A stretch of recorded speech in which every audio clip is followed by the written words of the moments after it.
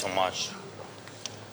So, President Zelenskyy, dear Volodymyr, it's a great honor and privilege to welcome you back here to the NATO Headquarters and to return the warm welcome you gave me when I visited Kyiv just a couple of weeks ago.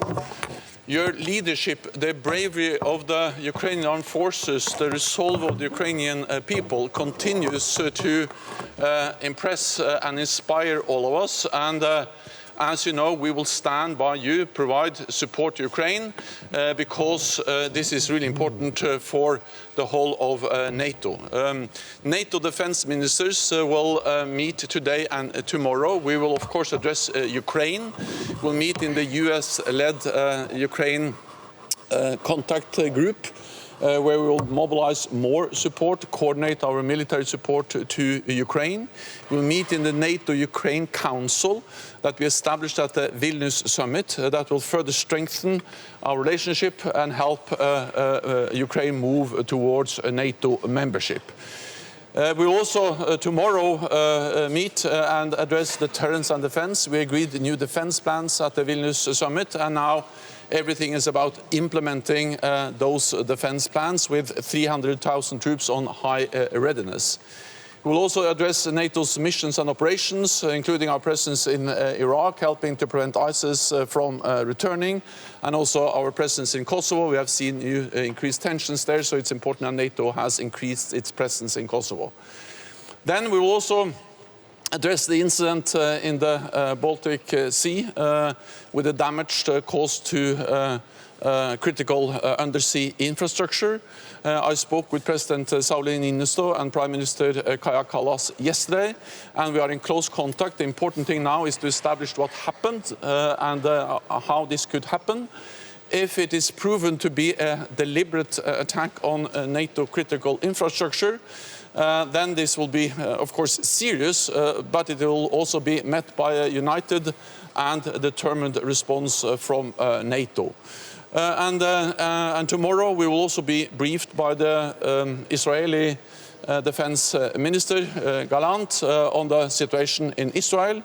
Allies condemn the horrific terrorist attacks on innocent civilians in Israel over the weekend, and we are looking forward to the briefing from the Defense Minister. So once again, dear President Zelenskyy, dear Volodymyr, welcome to NATO. Your fight is our fight. Your security is our security, and your values are our values. So we will stand by Ukraine for as long as it takes. Welcome. Thank you so much, Secretary General. First of all, thank you so much that 2 weeks ago, I think you've been to Kyiv, and it was a very important meeting. We spoke about priorities for Ukraine, for defending, how to go, how to survive during this next winter. For us is big, one of the biggest challenge what will be. But anyway, we are preparing, we are ready. Now we need some support from the leaders. That's why I'm here today. Thanks for the invitation. Of course, I'll have possibility to speak and address to all the ministers of defense on the platform. Ramstein is so important, about 50 representatives of Minister of Defense and their teams and ministers. It's so important. We will speak about the priorities, how to push Russia out. It means out of our native land, and it means we will stop the war. Yes, and we'll speak about it. And you mentioned, Secretary, that tomorrow you'll speak about the situation in Israel. So also there will be some signals from us, from Ukraine. Of course, we are in the war, so we understand what does it mean, terroristic attacks, such victims, tragedy. My recommendation, if I can use this word, my recommendation for the leaders of the world. I remember the first days of our full-scale war. It began from terroristic attacks from Belarus by missiles, then Russian army, and you know that was the biggest tragedy what we had, and so many dying people and so many deaths, and it was very important not to be alone. very important. And it can help to save your nation, people, save their lives. So my recommendation to the leaders to go to Israel, and I think to support people, just people. I'm not speaking about any institutions, just to support people who've been under terroristic attacks, people who are dying now. It's very important. Unity is more important than to be alone. It's more strong. It's very important. That's what can I say about it. Sometimes we are thinking how to prevail or how to stop the war, how to manage something, dialogue with Iran or Russia and etc. Sometimes we are thinking. I think we have to think oppositely. We have not to give possibility for aggressors even to think about the Third World War, the new wave of aggression, the new big tragedy. That means if there is a big political support of the people, this means unity. That's why I recommend to go there. Of course, if Israeli side will be ready. Questions. We'll take the Kyiv Independent over here, please. Сьогодні я приїхав на Рамштайн. I have to answer in English. Yeah, so why I came, I said already that's so very important that there are priorities. Air defense systems.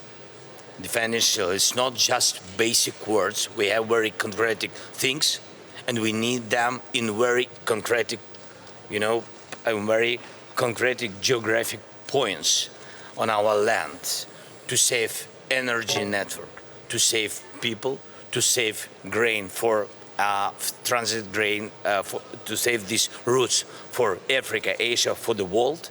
So it's important. Then long-distance missiles or long-distance weapon, doesn't matter how you call. The problem, how to get it. Yes, because you need this, especially for the one reason, to push Russia out of our land. And I think these two things are the most important. And the third thing, how to defend. Just to stay each day and defend. It's not about counteroffensive. Counteroffensive, it's one direction. But you also have to defend, because opposite you, Russia, big army of these terrorists. That's about artillery. Just speaking about artillery. Three very concrete things. Kyiv Independent, Kyiv Independent, please. Kyiv Independent. I think she is supposed to have the correct. About EU, I'm so sorry. Yeah, very quickly about EU. I don't know. Maybe we'll meet with President Michel, or I will see what will be today, because everything is very quick. But I will be happy if we will have this plan. Our teams will connect. But anyway, we had meeting some days ago with President Michel. We spoke about it. Almost everything is ready from our side to open negotiation. So we done almost everything. Sorry, Kyiv Independent, I think. Okay. Yeah. Secretary General, Ukrainian And soldiers... it's true that Kyiv is independent. Thank you. I am from Kyiv. Ukrainian soldiers on the ground cite a severe lack of ammunition, particularly mortar bombs, that makes it even more difficult to wage a counteroffensive. What are NATO countries planning to help Ukraine, and how soon can we expect a rapid increase in supplies, and why has it been taking so long for NATO countries to increase the production of ammunition to match the needs? And Mr. Zelenskyy, I have what are the most critical weapons that your country needs to have better results in the counteroffensive? Well, so first of all, we need today to mobilize more support to Ukraine. And as President Zelenskyy just said, this is about air defense, it's about artillery, it's about ammunition. And I welcome the new announcement we have just heard over the last couple of days from Romania and also from Germany.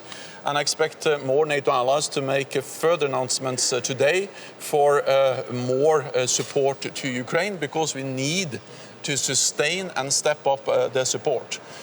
Air defense is critical to protect the cities, the economy, the critical infrastructure of Ukraine, and that helps them to help themselves, because then the economy can function, then things can work in Ukraine, and that will help the Ukrainians to also produce, to trade, to function as a normal country, and that will increase their ability to finance and to provide also ammunition themselves for the war.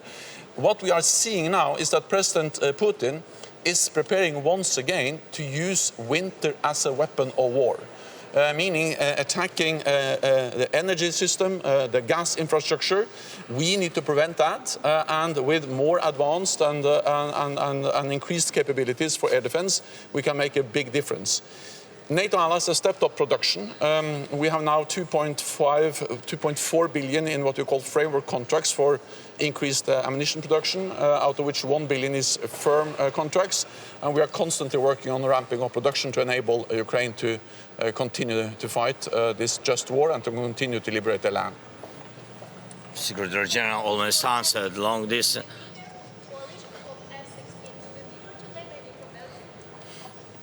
We'll see. We'll have meeting with Prime Minister. I hope we will speak not only about F-16. We also have to think how to live during the war. It means the reconstruction, and there are some voices in the world that we don't have money to help Ukraine in reconstruction. The answer is very quick. You have assets. Russian assets. If they destroy us, we can use this money. Let's find the key to have this Russian money and spend them on reconstruction of Ukraine. That is one of the main things what I want to speak about with Prime Minister Kroll. President Zelenskyy has to attend many important meetings, so now we need to end this. Thank you so much. Thank you. Thank you. Thank you so much. Thank you. Thank you. Героям слава.